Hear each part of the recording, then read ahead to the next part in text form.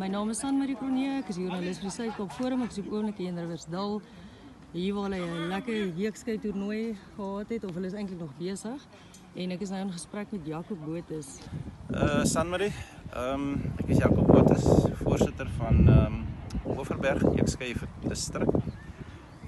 En ook president van Weskaap Jeugskei Federasie. Ons speel 4 interdistrik wedstryde in 'n jaar. Die een is obvious dan in die Kaap by WP. En hy's in Oktober, dan speel ons in November op Hermanus waar Overberg die gasheer is. In Januarie gaan ons na Wynland toe, en dan speel ons in Wellington, dan speel ons hulle interdistrik en dan is ons een vandag hier in Riversdal saam met Eden. Dit is waar ons beste spanne van elke distrik teen mekaar meeding.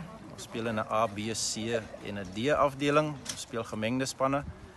En hierdie een is dan ook spesifiek vandag vir ons redelik belangrik, want dis die laaste een van die 4 bene. So vandag word die wenners ook bepaal. En op die oomblik is daar van die spanne wat baie naby mekaar is, en veral die groot totale is baie naby mekaar. So hier na vanmiddag toe is nog 2 wedstryde oor.